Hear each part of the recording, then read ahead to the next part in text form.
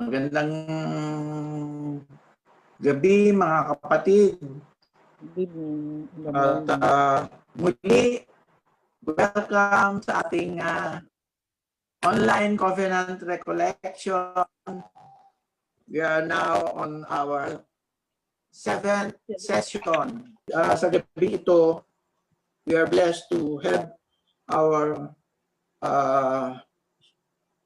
sister na magbabahagi sa atin ng Talk 7, Being a Christian Witness.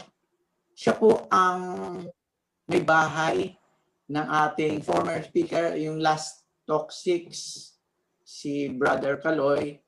So, ang ating speaker for tonight, siya po ay marami din siyang service dito sa ating community. Mga kapatid, si Sister Nona Camayo. Sister, take it away. Thank you, Brother Ming. Magandang gabi sa inyong lahat.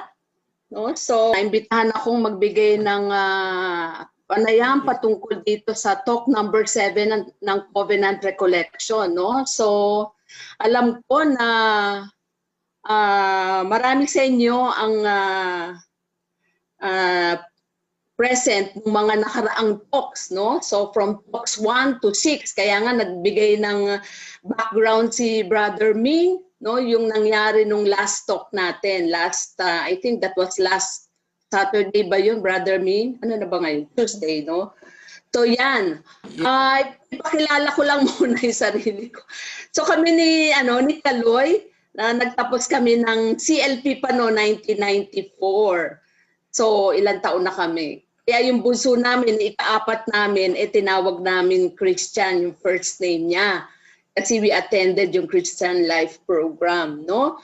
So, ang daming tawag ng Panginoon para manilbihan sa ating komunidad, no? So, gaya ng iba dyan, no? So, naandun yung pagiging isang household servant, sa youth, sa servants, at saka sa handmaids. So ako yung service ko sa handmaids, ako nag-serve for siguro 10 years na ako nag-serve sa handmaids. Okay? So napakaganda ngayon yung ating natatalakayin na talk, yung talk number 7, Being a Christian Witness, no? Pagiging isang Kristiyanong saksi, no? Paano ba tayo maging isang saksi, no, na dala-dala natin yung ating pananampalataya bilang isang Katolikong Kristiyano, no? So, yun. Kasi ngayon do sa MFC Covenant, kung na do sa mga new members, no, kung naibigay na sa inyo yung covenant o kung hindi pa, at na-discuss din naman ito during the CLS, no, yung ika-4 na item doon sa MFC Covenant ay ito, no? So, okay. So, sabi nga yung ika-4 na item sa tipan ng MFC, ako ay magiging isang saksi sa mundo ng pag-ibig ng Diyos, no? So, I shall be a witness to the world of God's love, no? So, paanong pamamaraan natin gagawin to, no? So, tatlong bagay ang nakatala dito sa ating covenant. Unang-una, yung actively evangelize and do mission. So, aktibong evangelisasyon at pagmimisyon. At sabi nga, mahalin at pagsilbihan ang ating parokya, love and serve our parish. At yung pangatlo, love and care for the poor, no? Pag-ibig at pagmamalasakit sa mahirap. So yan yung tatalakayin natin, no? Parang hihimayin natin sa mga susunod na sandali, no? So yan. Sabi nga, ang pag-ibig ng Diyos ay naisa personal kay Jesus, no? God's love is personified in Jesus who went to the cross for us, no? Natatandaan niyo ba? Sabi nga, for God so loved the world, no? Yan, God demonstrates His own love for us in that while we were still sinners, Christ died for us. At sinabi nga sa John 3:16, God so loved the world that He gave His one and only Son, Jesus, that whoever believes in Him shall not perish, but have everlasting life. Yan. So dahil sa pagmamahal sa atin ng Diyos, ipinadala niya si Jesus para sa ating kaligtasan. Yung kaligtasan at buhay na walang hanggan ay nagmumula sa paniniwala kay Jesus. Okay? So, sabi nga, we are called to be Christ's witnesses. Yan. Nakita niyo yung mukhang luma pa itong ating telepono na ginamit, no? Pero ngayon, we're having different gadgets para magtawagan tayo, no? Sa ating mga kaibigan, sa ating mga kamag-anak, no? But sabi nga, tinawag tayo, lahat tayo ay tinawag, no? Para maging mga saksi ni Kristo. Hindi lang dahil members tayo ng MFC, kundi bilang isang Katolikong Kristiyano. At ito yung pagbabahagi ng malaking panawagan o sinasabing marching order ng lahat ng mga Kristiyano. So sabi nga sa Luke 24 verse 48, you are witnesses of these things, no? Jesus telling his 11 disciples as witnesses during his public ministry, yung kanyang pagtuturo, yung kanyang healing ministry, driving out demons and other miracles sa kanyang ginampanan nung siya ay nabubuhay dito sa mundong ibabaw kasama yung kanyang mga disipulo. At yung mga supernatural things na nangyari nung siya ay namubuhay dito. At sumunod doon yung passion, death on the cross and his resurrection on the third day. So, sabi nga, Acts 1 verse 8, Gawa 1 verse 8, ang ating kapangyarihan sa pamagitan ng bautismo sa Espiritu ay upang tayo ay maging saksi hanggang sa dulo ng mundo. Hanggang sa dulo ng mundo. Yan actually ang magiging tema natin next year, 2021, no? The ends of the earth, yung ating pagiging isang witness, no? To be witnesses to the ends of the earth through our baptism in the Spirit, no? Napakaganda nga yung reading, yung gospel reading for today, di ba? Sinabi nga na dito nakalagay dito na sabi nga binahagi ng Diyos Ama, no? Kay Jesus, Espiritu, the joy of the Holy Spirit, no? Sabi nga niya, I have been given all things by my Father so that no one knows the Son except the Father and no one knows the Father except the Son and he to whom the Son chooses to reveal Him.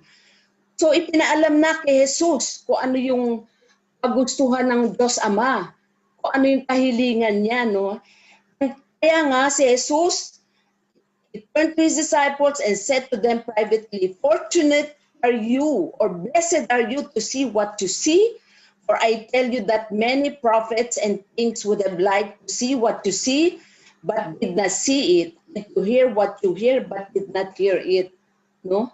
Kaya nga, mapapalad tayo, nandito tayo sa ating komunidad, nandito tayo sa ating pinaniniwalaan, yung ating pananampalataya, the Catholic faith, no? We are being called to be witnesses to the ends of the earth. Kasi nga, sabi nga, we are blessed to see what we see, no? At nakikita natin yung mga kailangan natin na gawin, no? Sa pamamagitan ng ipinapakita sa atin ng ating Panginoon Diyos, sa ating sa scripture reading, sa ating pagdarasal, no? Sa ating pakikipag-ugnayan sa ating kapwa. So malinaw na malinaw yung mga gustong mangyari ng ating Panginoong Diyos, no? So ito'y ating kailangan bigyan ng pansin. Tinawag tayo na maging saksi at ito'y ating kailangan gampanan. Okay? So next, sabi nga, we are an evangelistic and missionary community, no? So tayo ay isang pamayanang ebangheliko at misyonero, no? This year no? Actually, nag-start yan na end of last year, no, yung pagpalit ng ating pangalan, no, bilang Missionary Families of Christ, no? Missionary families, no? Hindi lang tayong mga miyembro, kundi pati yung ating pamilya ay dadalhin natin upang maging misyonero, upang mag-evangelize tayo, no? Upang ma-proclaim natin yung gospel, yung good news of salvation in Jesus para sa lahat ng tao na ating ma-encounter sa ating buhay, no? At sa mga taong alam natin na hirap na intindihin kung ano yung nangyayari sa kanilang buhay. Ngunit sa pamamagitan natin at sa pamamagitan ng Espiritu Santo at sa ating Diyos Ama at Diyos Anak, ay binibigyan tayo ng kapangyarihan para magampanan itong gawain na ito. Okay? So, sabi nga, ang pag-evangelize ay upang ipahayag ang mabuting balita ng kaligtasan kay Jesus. So, ito yung sinasabing tinaguri ang dakilang komisyon o the Great Commission kay Mark 16 verse 15. Yan, nakita nyo yan, yung imbis na yung globe ang pinakita ko, yung kamay, nasa ating mga kamay, no? Yung ating mission na ito, tayo yung gagawa. Hindi tayo yung magdedirect, kundi kasama tayo, lahat tayo, no? And the commissioning of the 11 disciples, sabi nga, sinabi ni Jesus sa kanila, go into the whole world and proclaim the gospel to every creature, no? Go. And ganun din, Matthew 28 verse 19, go therefore and make disciples of all nations, baptizing them in the name of the Father and of the Son and of the Holy Spirit. No? So itong kay Matthew, sinasabi nga ito yung Trinitarian approach niya. No? Ginamit niya yung Holy Trinity, no? Father, Son, and the Holy Spirit para maging daan ito upang tayo ay ma-equip, ma-empower, no? Para tayo ay maibahagi natin yung mabuting balita ng kaligtasan, no? So ipinagpatiwala sa atin yun ng Diyos, itong gawain ito. Kaya mahalaga tayo sa plano ng kaligtasan ng Diyos, no? Lahat ng tao. Kasi nga, tayo yung mga anak. We are adopted sons and daughters of God. Okay? So, kailangan we are sent to preach, no? Maganda raw yung mga paan na nagdadala ng mabuting balita no? Sa yun ang kasama doon sa Romans 10 verses 13 to 15, no? Okay, sabi, for everyone who calls on the name of the Lord will be saved. But how can they call on him in whom they have not believed? And how can they believe in him of whom they have not heard? And how can they hear without someone to preach? And how can people preach unless they are sent, no? So kailangan, no? Itong sinasabi, lahat tayo ay tinawag, no, sa pamamagitan ng pangalan ni Jesus para tayo ay maligtas, no? At paano daw natin gagawin ito, no? Paano malalaman ng iba na hindi naniniwala kung walang ipadadala ang Diyos Ama, no? At kaya tayo, kung tayo naniniwala na tayo tinawag, no, at narinig natin, hindi din tayo yung magdadala ng mabuting balita. Kaya nga dito, sinabi dito sa verse 15, how beautiful are the feet of those who bring the good news. No?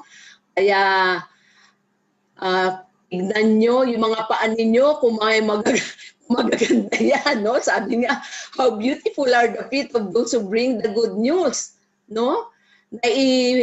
Nadala nyo na ba yung mabuting balita sa inyong pamilya, sa inyong mga kaibigan, sa inyong mga kapitbahay, no? At sabi nga daw, napakaganda, how beautiful are the feet of those who bring the good news. No, literal kung sinasabi, ha? Kaya tingnan nyo yung mga kapatid nyo kung magaganda yung mga paan nila, kung nakapag-evangelize na sila, no? No? So, kung hindi pa, ibig sabihin, hindi pa kayo nakapag-evangelize kung hindi maganda yung mga paan nyo. Anyway, joking aside yan, ano. Pero, doon, ang sinasabi, no? Ibig sabihin yun ay binibiyayaan ang bawat tao na nagbabahagi ng mabuting balita, na ipahayag ang mabuting balita, no, ng Panginoon Diyos upang ang lahat ay maligtas. Okay? Sabi nga, every member is to become an evangelizer. No? Ang bawat miyembro daw ng MFC ay dapat maging isang evangelizador. Ito yung translation sa Tagalog, parang evangelizador. No? Parang evangelizer o parang ambassador of Christ, kaya milizador, evangelizador. Ngayon ko lang na-encounter yung evangelizador, no? So, bawat miyembro, hindi lang yung leader nyo, hindi lang yung household leader nyo, household servant leader nyo, kundi bawat isa sa atin ay dapat maging isang evangelizer, no? Dapat daw tayo magbahagi ng evangelisasyon sa karaniwang pang-araw-araw na mga pangyayari sa ating buhay, no? So, paano yun ibabahagi? Ibig sabihin kung ano yung natututunan natin sa ating komunidad, because punong-puno tayo ng formation, di ba? Formation courses, di ba? Formation track natin buong-buo. At ganun din, yung ating araw-araw na pagdarasal at pagbabasa ng scripture, ng gospel, no? Yung daily gospel readings, no? Yung kung paano tayo kinakausap ng Panginoon at ito'y binabahagi natin sa ating kapwa, no, na ating nakakasalamuha araw-araw. So, ngayong pandemic, sino yung nakakasalamuha natin araw-araw? Eh di yung pamilya natin, no? So, kailangan ibahagi natin sa ating pamilya, sa ating asawa, sa ating mga anak, no? O kung sino pa yung mga extended families na naandyan, yung kabutihan ng Diyos, no? Yung pagmamahal ng Diyos, no? Yung sinasabi ng yung may pag-asa kahit na tayo ay nakakaranas ng nitong pandemic na to, ay itong mga nakaraang bagyo, no? Meron pang pag-asa, no? Kung tayo ay nakapakinig ng ating Advent recollection last Sunday, yung Whispering Hope, no? Kay Father Laguardia, kay Father Michael Laguardia, no? Yung pag-asa na yon na ibinibigay sa atin, na ibinulong sa atin ng Panginoon. Dahil alam ng Diyos na kailangan natin yung pagmamahal niya, yung kanyang kabutihan, no? At yung pagtalima sa kanya, lalo na sa panahong ito na ating dinaranas, no? So yun ang kailangan na pahalagahan natin, no? So yun, yung pagbabahagi, no? Kasama rin doon yung ating ibang mga kaibigan, kapitbahay, kasama sa trabaho, kasama sa paaralan, kahit mga hindi kilalang tao, no? Of course, andito tayo, nakakulong tayo sa bahay, paano natin gagawin yun? Diba? Social media, no? Yung mga hindi natin ikita mga kaklase natin nung high school, nung college, elementary, yung mga kamag-anak natin na hindi naabot, hindi natin na pupuntahan, no? So pwede tayo magbahagi na, no? Pamustahan muna and then kwentuhan, no? At doon mag-uumpisa yung sinasabing evangelization na mangyayari, no? Ano ba ikukwento mo? Paano ba na-transform ka o paano ka nagbago, no, sa pamamagitan itong pagmamahal ng Diyos, no, sa pagkilala sa Kanya, no, sa pamamagitan ng ating komunidad, no? Yun yung pagbabahagi niya, no, yung sharing, no. So, nagbabahagi tayo tungkol sa kung ano ang ginawa ng Diyos para sa atin, no? Kahit na makasalanan pa tayo, maaari na natin ibahagi ang tungkol sa kung paano sinisimulan ng Diyos na baguhin tayo, no? So, of course, we are imperfect people, no? Pero sabi nga, tuloy-tuloy tayo magbahagi na kahit na alam natin ay meron pa rin tayong kakulangan, no? Dahil alam natin, sabi nga this is a life's journey, no? So sabi nga, tuloy-tuloy yung pagbabago, tuloy-tuloy yung sabi nga, yung pagiging banal, no? Yung call to holiness, it's very talaga challenging, no? Pero kung alam na natin, aware na tayo kung ano yung dapat baguhin sa ating sarili, no, kailangan natin tukuyin, kailangan natin gawin, no, kung ano yung mensahe sa atin ng Diyos sa araw-araw natin pakipagtagpo sa Kanya. So yung ating simpleng layunan ay upang maging interesado sila sa kung ano ang inaalok ng Diyos at sa gayon ay tanggapin yung ating paanyaya, no? So if we are if we continuously evangelize people, our families, our friends, relatives and friends, as kung sino man yon, mga office mates natin and so on, no? Kailangan natin na ialok, no, yung gusto ng Diyos, no, na sa pamamagitan ng pag-aanyaya sa CLS. Okay? Makikita natin yung sample ng invitation to CLS. Ito nakuha ko to kay Brother Sam Hubak, Cornerstone. Ito yung invitation. I think this was last October ba o November doon sa mga tawag dito? Singles, no? Yung mga singles section, no? Yan, yung kanyang invitation. I think meron ding CLS invitation na format ang ating chapter, no? So, hindi ko lang mahanap. Ito yung nahanap ko agad, no? So, yan. Kung gusto natin maimbitahan o ma-evangelize yung ating mga kaibigan, mga kakilala, no? Ipadala lang natin itong invite na ito na galing sa ating chapter, no? So, alam ko na natapos tayo yung mga CLSS this year. So, darating ang 2021. So, abangan natin yung invitation na yun at ibahagi natin sa kanila yung kabutihan ng Diyos, yung mga gandang nangyari sa atin, no? Yung mga small and big miracles na nangyari sa ating buhay. At yun ay napakagandang kwento kasi yun yung kwento na nagmula sa ating puso, na nagmula sa pag-ibig ng Diyos, no? Yung aktibong pag-ebanghelyo ng iba ay sabi nga nakikinabang sa atin na pinapayagan tayong lumago sa pananampalataya, no? So, ibig sabihin, when we actively evangelize, no, tayo din ay nakikibahagi, no, at lumalago yung ating pananampalataya, yung ating faith in God, no? Kasi nga andito sa ating sa ating puso, sa ating pag-iisip, sa ating pananalita ang Diyos at hindi humihiwalay, hindi nawawalay sa atin. Kasi naandito sa atin ang banal na espiritu, no? Kaya tayo ay lalong lumalago sa ating pananampalataya. No, sinasalamin natin kung paano tayo nagbago sa Panginoon at lumalaki sa pasasalamat at papuri, no? Growing in spirit, no? Of course in gratitude and all praises ay lahat yun ay mapupunta sa ating Panginoon, no? Hindi para sa atin, ngunit para sa kaluwalhatian ng ating Panginoon Diyos. So, tayo ay walang pag-iimbot na nagbibigay ng ating oras at pagsisikap na i-connecta ang iba kay Kristo, no? So yun dapat lagi nasa ating isipan, nasa ating puso. Alam niyo, nung bago-bago pa lang kami, dahil nga dito sa community, pa naman nung Couples for Christ pa no?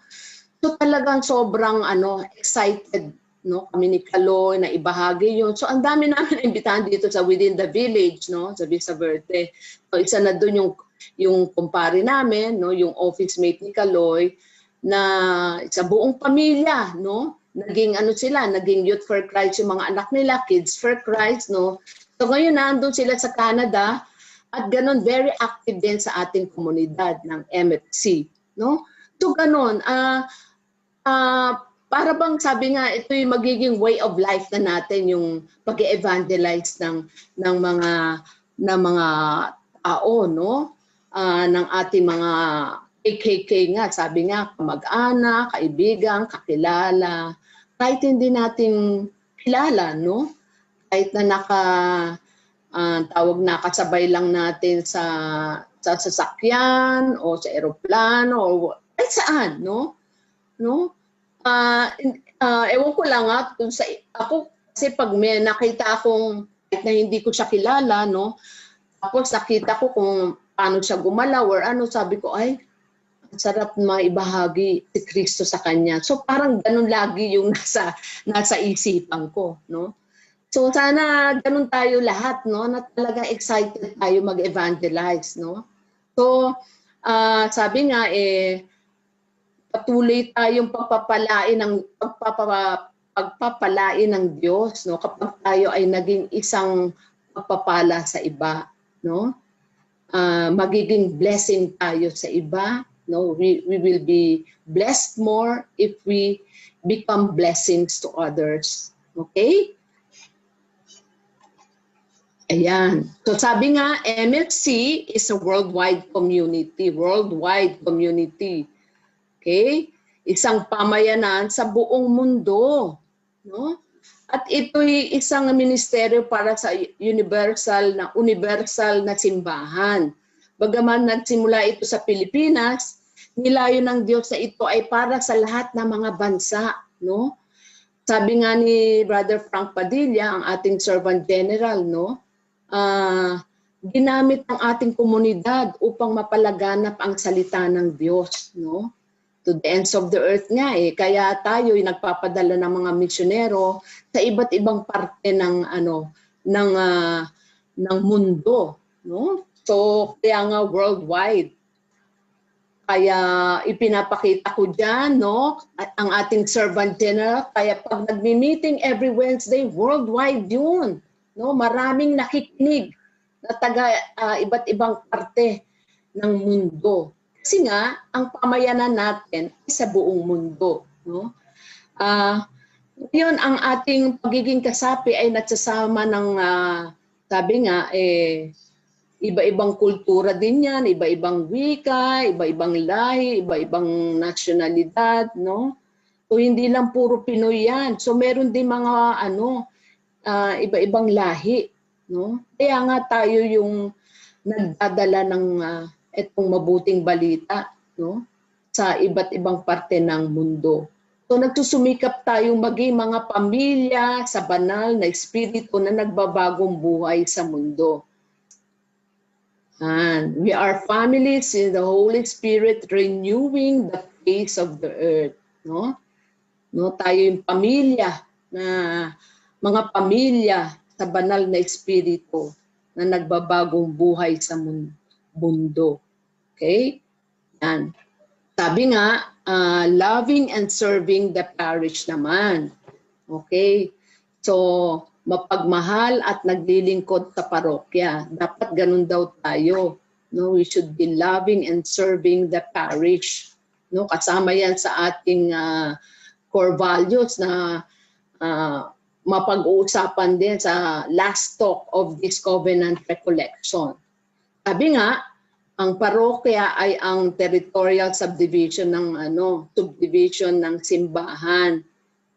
Next, ayan. Okay, nakasulat yan, no? Sabi nga, yung pangangalaga sa pastoral ng isang parokya ay pinagkatiwala sa isang pastor o kura paroko o yung parish priest, no? Bilang sarili nitong pastor sa ilalim ng otoridad ng obispo ng diocese. Okay? So siya yung ating shepherd, no, sa yung parish priest in our own parish. Okay? So pangalawa, pinagsimulan ng parokya ang mga taong Kristiyano sa ordinaryong pagpapahayag ng buhay na liturhiko o yung sinasabing liturgical life, no? Because yun na nga, sinasabi nga yung pagdiriwang ng Eucharistia araw-araw, no?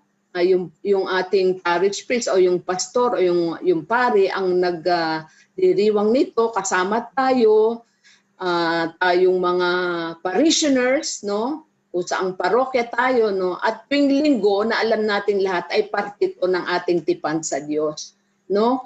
Maganda nga kung sana araw-araw tayo ay nagsisimba. Ngunit dahil during this pandemic, simula nung Marso, ay puro online masses, ano? Pero nabuksan naman na, lumuwag na, kaya nung August, no? Meron na nakakapagsimba na, kaya lang syempre, i-observe natin yung social distancing, yung mga protocols, no? Kaya yon, kailangan mas maganda kung araw-araw natin na natatanggap si Jesus, no? The body and blood of Jesus Christ, no? Ito yung sinasabing the summit of our Christianity, no? Itong Holy Eucharist, itong Eucharist at the Holy Mass, or Holy Sacrifice of the Mass, no? So, sa pagbubuo sa doktrinang pagliligtas ni Kristo sa ating lahat, no? May mga formation programs din ang bawat parokya para sa mga parishioners. Although hindi masasabi natin ganun ka-exhaustive compared to our community, ngunit sana pag merong mga invitation ng ating parokya, sana po ay umattend din po tayo, dumalo rin po tayo sana, no? Kasi maganda rin ay naririnig natin at nalalaman natin kung ano yung tinuturo ng ating yung ating diocese, no? Kung ano yung ibinibigay, no, sa ating parokya, no? Kasi ito nga yung tawag dito, ito'y isang parte ng ating paglalago, no? Sa bilang isang Katolikong Kristiyano, no? At yung pagsasanay ng kawang gawa sa mabuting gawa at yung pag-ibig na ukol sa ating mga kapatid, nakapuspalad sa loob at labas ng parish community. So ako nakikita ko sa aming parokya, sobrang active when it comes to, ito nga, yung sinasabing yung pagtulong sa kapwa, no? Yung good works, no? Na kasi yan yung kumbaga nakaprograma yan sa bawat parokya, no? Kaya yun na nakikita natin, no? Ang social part ng social ministries ng ng ating parokya. Kaya yun na nga, ganun din yung pagtulong sa mga may sakit, no? Pinupuntahan nung pare yung may sakit, binibigyan ng anointing of the sick, yung sacrament na yun, o binibigyan ng ng komunyon, no? At ganun din, meron ding tawag ditong gawain na nagpupunta ng grupo ng parokya sa mga bilangguan, dinadala yung mga nakabilanggo, at ganun din sa mga elderly people, no, or kaya yung mga street children, no, at saka yung mga iba pang mahihirap, no. So ganun yung gawain ng ng ating parokya, at maganda sana ay makilahok din tayo sa gawain na to. Alam ko yung ginagawa nun sa parokya ay ginagawa rin natin sa ating komunidad, no, you know, one in need, no. But it's good na manilbihan din tayo sa ating parokya, no. Kasi yun ang call, no, loving and serving the parish. It's part of our covenant also. Okay? So sabi nga, yung bilang ng mga parokya ay bumubuo ng isang vicariate. Yung isang bilang ng mga vicariate ay bumubuo ng isang diocese, no? Gaya nito, yung ating part tayo ng Diocese of Antipolo, no? Kaya isang diocese tayo, no? Iba-ibang diocese yan, no? So, Diocese of Cubao, of Pasig, and so on. Pero tayo, itong ating chapter, Cainta chapter, ay part ng Diocese of Antipolo. So lahat ng instructions nanggagaling kay Bishop De Leon at ibinabahagi doon sa iba't ibang kaparian, yung mga parish priests, parokya, iba-ibang parokya. So yon. Still on loving and serving the parish, we are called to actively participate in the life of our parish, no? Nasabi ko na nga kanina, yung active participation, no? Kasi nga, dahil nga yung sinasabi yung ating community, no? Ang MFC kasi, no? Sa buhay at serbisyo ng pangunahing subdivision na ito, yung ating chapter ito'y batay sa parokya din. No? Kasi we belong, itong chapter nito, itong chapter ng Cainta, we belong to a parish. No? Actually, dito sa ating area, sa Cainta, marami tayong parokyang kinasasakupan. No? Kami lang dito, yung Immaculate Conception Parish. Pag lumabas ka ng Green Park, naandyan yung tawag dito, Our Lady of, ano nga ba yun? Makalimutan na. So Our Lady of Light yung ating vicariate, Our Lady of Light Parish. No? Tapos meron pa yung sa Sacred Heart Parish. No? So, makikita natin na maraming parokya kung saan yung ating chapter, isa lang yung chapter natin, chapter ng Cainta, pero ang daming parishes. Kaya kailangan natin manilbihan din, no, kung saan tayong parokya naka-link, no? Kasi nga, sabi nga, magmahatid tayo sa ating parokya na maraming mga iba't ibang mga paraan na magagamit, no, sa larangan ng pagbabago ng pamilya at advokasya para sa buhay, no. Yung sinasabing family renewal and pro-life advocacy. Madalas yung ating mga miyembro or ating mga servant leaders are part ng family FLA, yung sinasabing Family Life Apostolate, no? So doon tayo nagiging aktibo kasi nga yung ating komunidad, yung mga turo sa ating komunidad ay nakaayon dito sa family renewal, no? Faith, family and life, no? So doon yung kalakasan ng ating komunidad, no? Kaya ganun ang nangyayari, no? So ganun din sa ating parokya, pwede rin natin i-mount yung ating CLS. So pwede tayong mag-CLS dyan, pag-usapan lang natin yung pare, inform lang natin yung Parish Pastoral Council para ma-mount natin yung maumpisahan natin yung Christian Life Seminar, no? Kung kunyari, kung nagsiserve tayo, kung part tayo ng Parish Pastoral Council or tayo ay isang church worker, so maganda na i-offer natin tong Christian Life Seminar, no, bilang paumpisa, no? Kasi sabi ko nga kanina, yung mga programa ng ating parokya, ng diocese ay medyo may kakulangan, no? Kaya tayo ginagamit ng banal na spirito ng Panginoong Diyos upang ibahagi natin yung ating mga kaalaman. Ibinigay na nga nung kailan ba yun? That was 2 years ago. Yung nag-start ang LCSC, Live Christ, Share Christ, no? Ito ay ating regalo ng ating komunidad sa parokya, sa ating simbahan, no? Itong ating mga formation courses, itong mga ibinigay ng banal na spirito, no, sa through our servant leaders, yung mga, lalo na kay Brother Frank na siya yung gumawa nung nitong ating mga sinusunod na teachings, no, formation courses, no.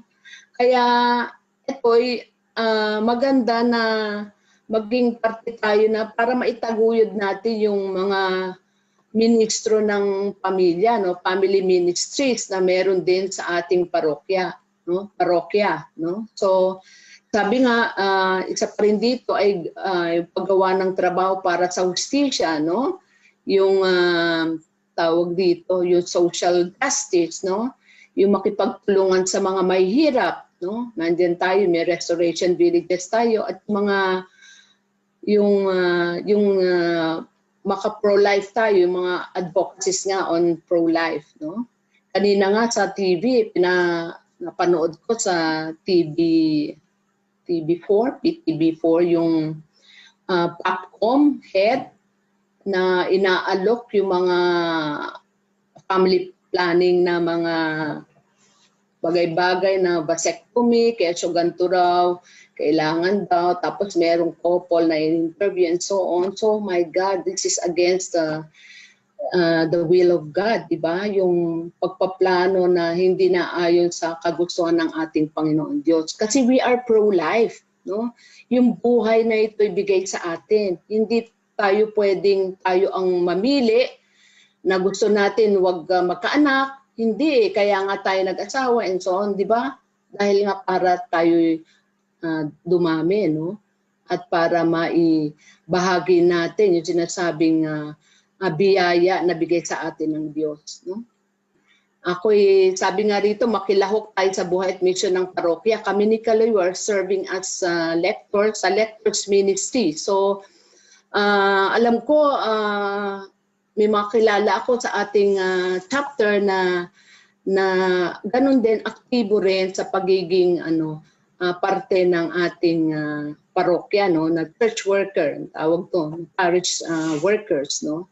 So yung ang ating mga miyembro ay hinihimok na maglingkod, no, bilang mga ministro ng Eucharistia, sa council ng pastoral ng parokya, bilang koro, sa choir, no, at iba pa, no.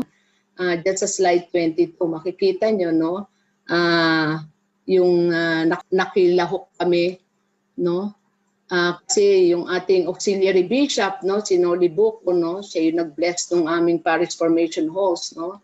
So dapat nakikita tayo, nakikilahok, no, sa mga gawain ito, no, sa mga pagkakataon na ito, no.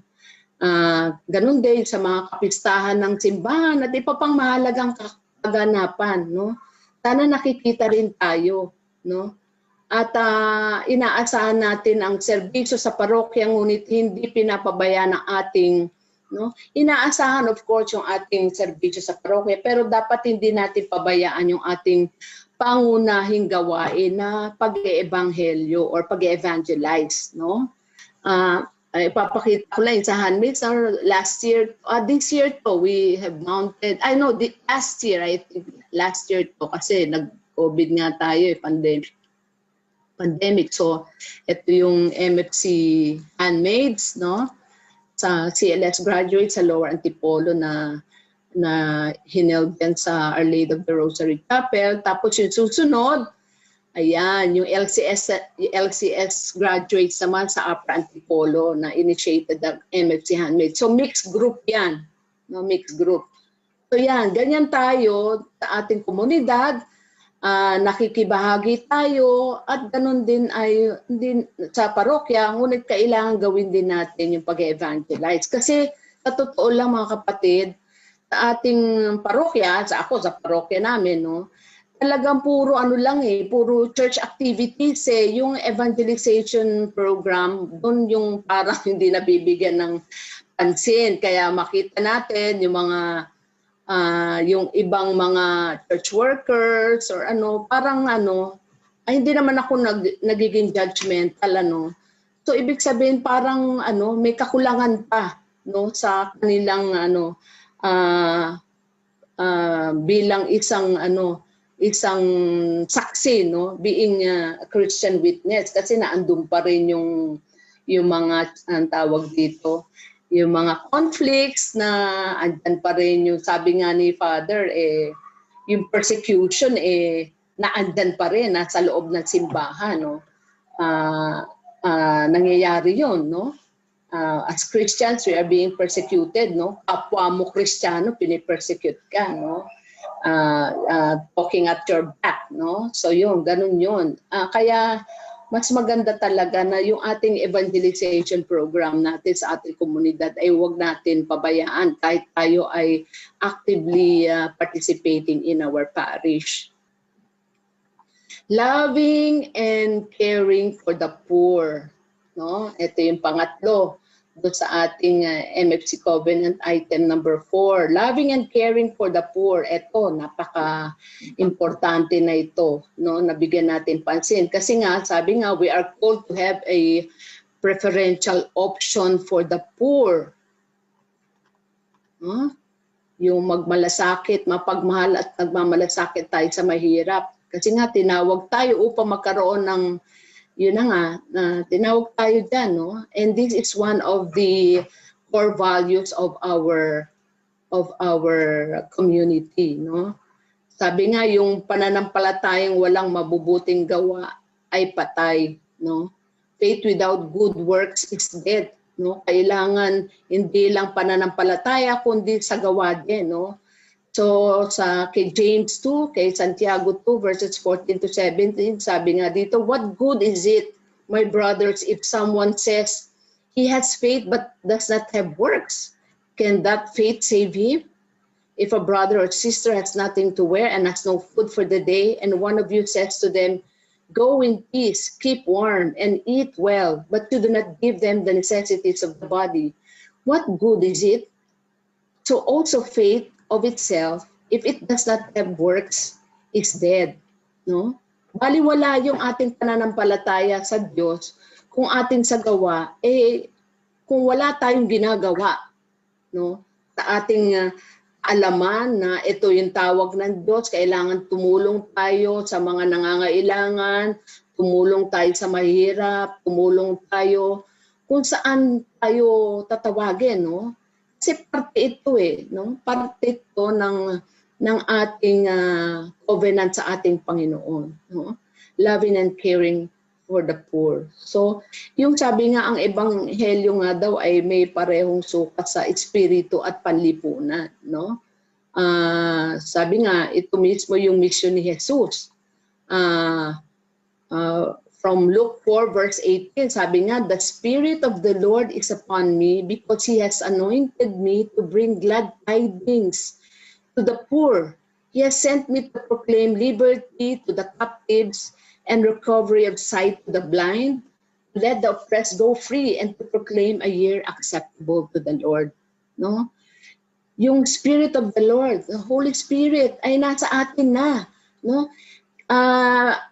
Inanoint na tayo, no, para magdala ng glad tidings, no, yung ating mga blessings, no, natanggap natin, no, nitong mga nakaraang weeks, no, the parable of the talents, no, so saan natin dadalhin yung mga talents sa'yo, yung mga gifts na binigay sa atin, no, kailangan natin ibahagi natin, ibigay natin sa ating kapwa, no, kailangan bahagi natin sila, no, kasi yun yung mga sinasabing kailangan mapalaya sila, no, makakita sila kung sila ay bulag sa kanilang alaman, no, kailangan natin ipakita, madama nila yung ating sinasabing kabutihan na nanggaling sa Diyos, no, at tayo mismo ang gagawa, no, at upang maibahagi yung kabutihan ng Diyos through the Holy Spirit, no. Nasa atin na yun di ba? So ganito yung ang ipinakita ang pagkaroon ng Mesiyas sa mga tao. Ganito sa Matthew 11 verse 5 na sinasabi. At ito'y makikita natin din yung itong pagbabahagi sa mahirap, yung sa parable, no, ni tawag dito, yung the rich man and Lazarus, yung talinghaga ng mayamang tao at Lazarus, no? Ito from Luke 16 verses 19 to 23. Ayan, yung parable of the rich man and Lazarus. So ito yung magandang halimbawa, no, para sa ating sariling kaligtasan, no? Ito yung ibinahagi ng ating Panginoon Diyos sa mga disipulo at sa mga taong nasa paligid. Ikinuwento niya to patungkol dito. Siguro alam natin lahat ito about the rich man and Lazarus, no? Itong mayaman na ito, sobra talagang yaman, yung purple ang tawag din suot niya, na talagang tila sa palasyo, kumakain na masasarap. Tapos makita niya si Lazarus andun sa may pintuan.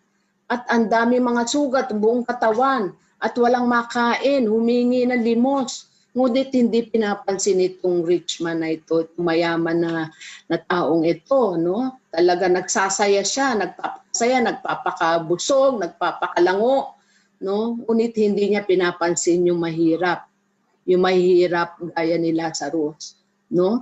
At kahit buti pa yung aso na naandun sa paanan nung rich man, nabibigyan nung rich man nung pagkain niya, no? Itinatapon niya ganun. Pero si Lazarus ay hindi niya binibigyan. Kaya anong nangyari, dinidilaan na lang nung aso yung kanyang mga sugat, no? At kung ano may yung mumo na nalaglag mula sa mesa ay yun ang kanyang dinadampot. At ano nangyari? Namatay si Lazarus at namatay din yung rich man. Si Lazarus napunta sa kaharian ng Diyos at yung mayaman na tao ay napunta sa sinasabing netherworld o sinasabing impyerno, or where there is talagang sobrang init yung flames na kanyang hindi niya matolerate kahit kaya nga hinihingi niya doon kay Lazarus, kasi si Lazarus nakita niya na andun sa kabilang side, no, kasama si Abraham, no. Sabi niya, Father Abraham, pakiutusan mo naman si Lazarus. Inutusan pa naidip yung kanyang finger doon sa malamig na tubig, no, at para ano daw sa dila niya, kasi talagang init na siya, apoy na siya, no. So sabi ni Abraham, hindi pwede, no, nung ikaw ay nabubuhay sa mundong ibabaw, ikaw ay nagpakasagana, ngunit hindi tumutulong sa mahirap. Ngunit ito si Lazarus, ito na yung kanyang pagkakataon, ito na yung nag-e-enjoy siya sa kaharian ng Diyos. Dito yung kanyang gantimpala, no, sa pagiging, sabi nga, blessed are the poor in the spirit, no, for there's the kingdom of heaven, no. So yun, kaya sabi nung mayaman, no, the rich man, sabi niya, naku, paano yung akin 5 mga kapatid, my 5 brothers, andun pa, at ganun din ang ginagawa. Pwede bang ipadala niyo si Moses at saka yung prophets niya para sabihan, o kahit na yung para magbago sila, no? Sabi nga ni Abraham, kahit na patay na buhayin, padala, hindi pa rin susunod, no?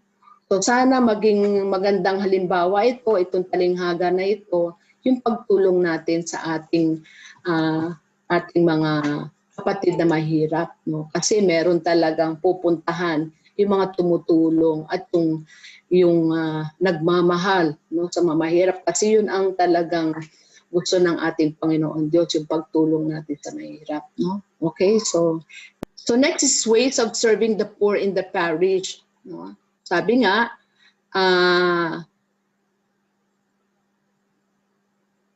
tumingin sa mga mahirap bilang minamahal na mga kapatid, no? Hindi alam, yun na nga, para yung nangyari doon sa rich man, no? Paano ba ang turing niya doon sa mahirap, no? Hindi niya minahal, hindi siya nagbahagi ng pagkain doon sa mahirap, o yung kanyang di man lang napagamot, ang daming sugat, no? So sabi nga daw, higit pa sa mga material na bagay, ang mahihirap ay nangangailangan din daw ng respeto at pagtanggap, no?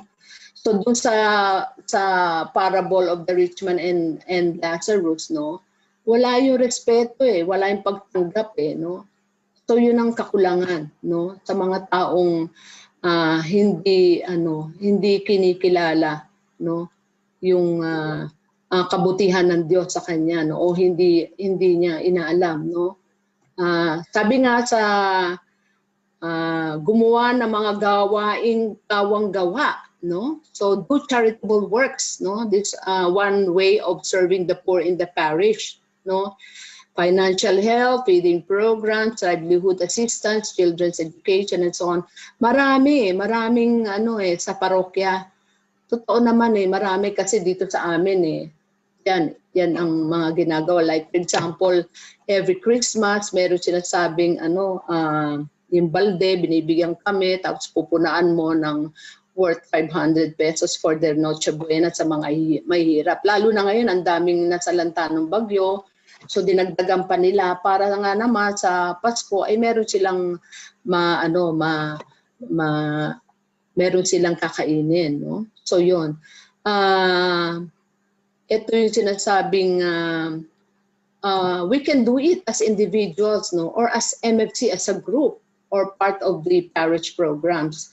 Alam na alam ko ng ating chapter ay talagang very actively helping those who are in their need. Like kung nakita nyo yung mga photos na meron taga Marikina na nasunugan. So tumulong ang Kainta chapter, meron yung mga nasalanta, and even the handmade section, ang dami mga sa section ng mga handmade sa Marikina, San Mateo, and Rodriguez. Sobra, grabe talagang nawala na yung bahay nila, nalubog pa. Yung isang chapter servant namin ay talagang hanggang bubungan yung tubig. So hanggang ngayon, inaayos pa nila yung bahay nila. So ganun, yung pagtulong sa kanila, no, sa mga nangangailangan, no, hindi lang sa ating mga co-members, kundi yung nasa labas ng community. No, maraming kailangan tulungan tayo.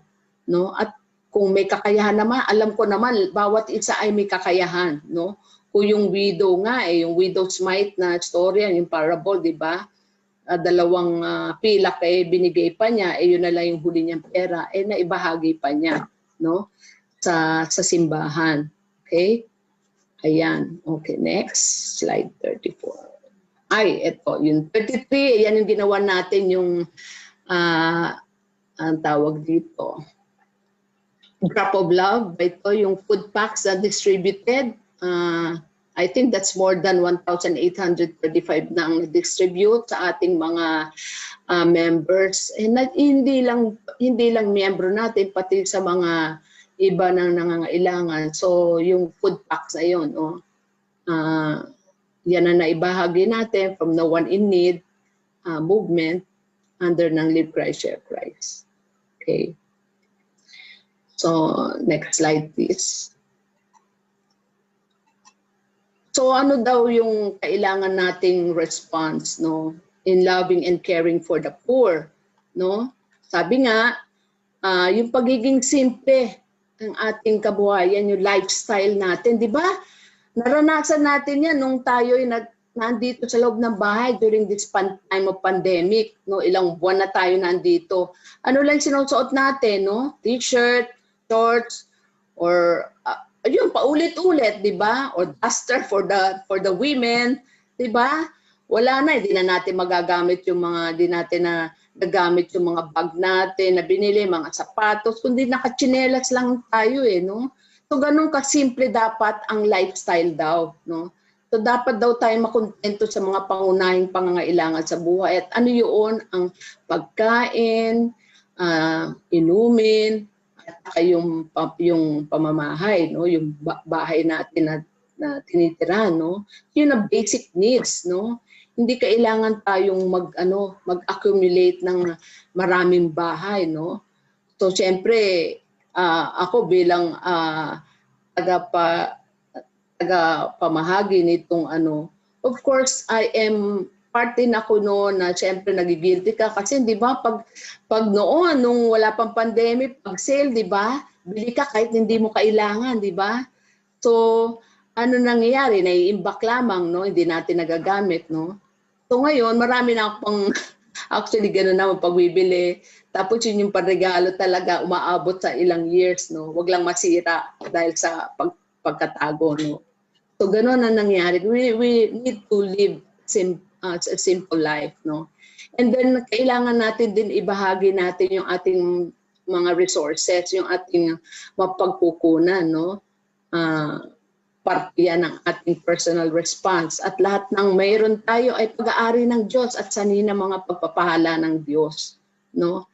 Nabanggit ito sa financial stewardship kasi hindi natin pag-aari yan lahat, no? Pinanganak tayo, nahubad, mamamatay tayo na hubad. Ano ibig sabihin yun? Hubad, hindi literal, kundi wala tayong dadalhin pag tayo'y namatay, no? Kasi tayo pinanganak na wala rin tayong dala, no? So tayo lang ay tagapangasiwa lamang nitong ating mga ari-arian or mga blessings na natanggap natin. Kaya inaasahan natin na pagiging mga instrumento tayo para maibigay ng Diyos para sa lahat ng mga taong, sa mga ating mga taong nakakapanayam, no? maibahagi natin itong ating mga blessings, no? So dapat nating ibigay ang ating bahagi para sa pantay na pamamahagi ng mga kalakal sa buong mundo upang walang nangangailangan, no? No one in need dyan, no? O paulit-ulit tayong dyan, sa Acts of the Apostles, no? Walang nagugutom, walang naghihirap kasi nga sinishare yung blessings, no? Yan yung sharing of resources. And then yung pagtatrabaho para sa katarungang panlipunan, working for social justice, no? Yung katarungan na ibinibigay sa bawat tao kung ano ang nararapat sa kanila. Na ano yun? For example, nga, kunyari, meron kang kumpanya at may mga trabahador ka, may empleyado ka. So dapat ang ibibigay ay naaayon sa kanilang serbisyo. Hindi yung dinadaya, hindi yung, no? Very simple, kunyari, may katulong ka, ganun. Dapat kung ano yung pinakatawag dito, yung kailangan parang basic salary, ibigay. No? Hindi yung mas mababa doon o pati ibang mga fringe benefits, dapat maibigay natin. Kung ano yung nararapat sa kanila. So that is working for social justice. So nagsisimula ito sa atin. Kailangan natin mabuhay ng katapatan, integridad at paggalang sa iba. No? And that is being missionary, no, part of the missionary families of Christ, no? Dala-dala natin si Kristo, no? Pinapahalagan natin din yung ating sarili tungkol sa sitwasyon ng walang katarungan sa pang-ekonomiya, pang-politika at kapaligiran sa kapaligiran, no? So, yan yung ating pagpapahalaga, working for social justice. So, in conclusion, ayan na, tapos na tayo. In conclusion, so sabi nga, we are called to be witnesses to the world of God's love. Tinawag tayo upang maging saksi sa mundo ng pag-ibig ng Diyos. At ibinabahagi naman natin sa mundo yung mabuting balita ng kaligtasan kay Kristo at ang pagpipilian ng gusto ng simbahan para sa mga mahihirap. No? So yan ang tawag sa atin lahat upang maging saksi, no, sa buong mundo. Dahil minahal tayo ng Diyos, kailangan ibigay natin pagmamahal sa ating kapwa. Nang walang pinipili, walang, alam mo yun, walang tawag dito, tinatanggi, or kailangan talagang all out, no? And we have to share our treaties, our time, talent, and treasure, no? So ibahagi natin, we share to the world this good news, no? At sabi nga, yung preparation natin for every CLS, no? It is sharing ourselves, no? At doon tayo lumalago, no? When we invite people to our Christian Life seminars, no? Or LCSS nga, no? So sabi nga ni Mother Teresa, okay, so being a Christian witness, no? Sabi nga dito, every work of love done with a full heart brings people closer to God. No?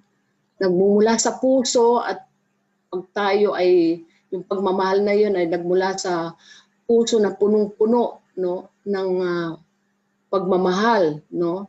At yung gawain na ito, no, ito na nga, sabi nga yung faith and works, no? So we are being moved closer to God, no?